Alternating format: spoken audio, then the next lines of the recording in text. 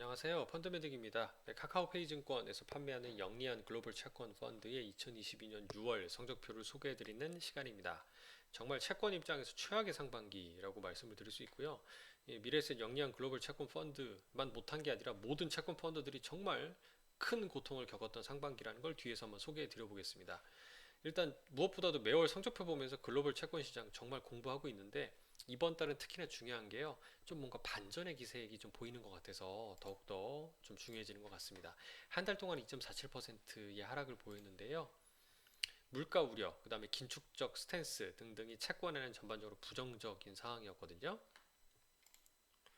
이제 빨간색으로 보이는 미래에셋 영리한 글로벌 채권뿐만 아니라 한때 업계를 풍미했었던 하나 UBS에서 그 미국의 가장 유명한 채권 투자사인 핌코의 글로벌 인컴 펀드를 투자를 하고 있는 글로벌 인컴 펀드도 마찬가지 안 좋았고요. 또 제가 좋아하는 삼성의 누버거머먼 글로벌 인컴 펀드 역시도 부진했습니다. 보라색으로 보이는.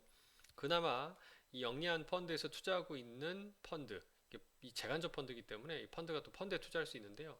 JP 모간, 이건 재간접은 아니지만 그냥 채권인데 이제 JP 모간의 인컴 펀드, 이걸 우리나라에서 한화자산운용의 글로벌 본드 인컴 펀드라고 하는데, 글로벌 본드 인컴 펀드가 그나마 상반기 선방하는 모습을 좀 보여줍니다.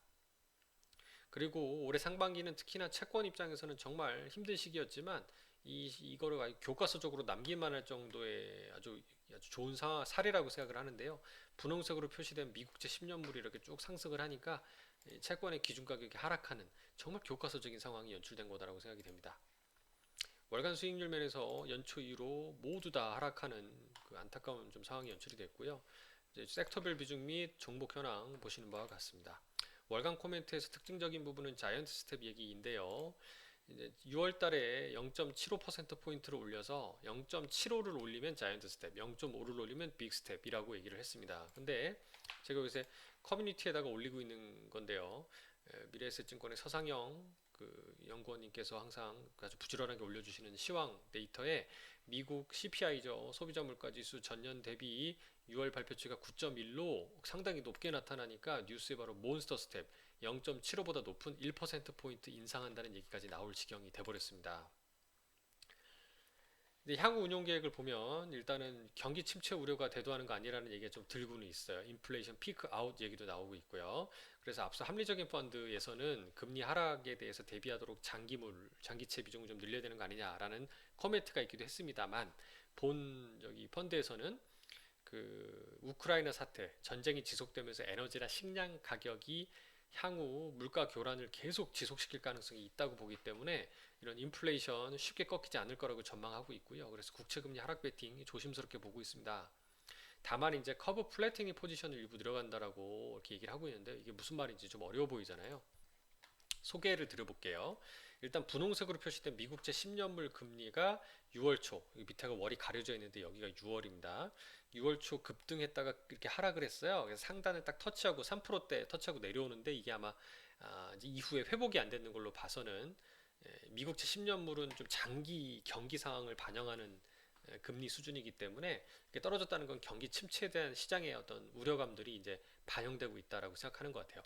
요 정도 금리를 이제 앞으로 못 견딘다라고 시장에 이제 컨센서스가 생긴다는 거고 일종의 저항선 개념이 되지 않나라고 생각을 하고 있고요. 그래서 이게 채권은 이렇대요. 향후에 경기가 개선된다라고 그러면은 10년물 같은 경기 지표를 나타내는 채권이 가격의 금리가 이렇게 올라가겠죠. 그럼 단기보다 장기 금리가 올라가니까 단기 금리와 장기 금리 사이의 높이가 높아지죠. 세로로 길어지지 않습니까? 그래서 이거를 스티프닝, 가팔라진다. 그래서 장단기 금리 차가 커진다라고 표현을 하고요. 반면에 향후에 경기가 둔화된다라고 했을 때는 어떻게 될까요? 장기 금리가 10년물이 꺾였지 않습니까? 꺾여서 내려오고요. 반면에 사람들이 돈을 다 단기로 굴리려고 하기 때문에 단기 금리가 올라갑니다. 그래서 장단기 금리 차가 작아지면서 평평해진다. 그래서 커브 플래트닝이 연출된다고 합니다. 그래서 얘는 금리 하락에 베팅하지는 않지만 커브 플래트닝 포지션으로 일단 경기 침체에 대비하겠다라는 시그널로 이해해 주시면 좀 쉬울 것 같습니다.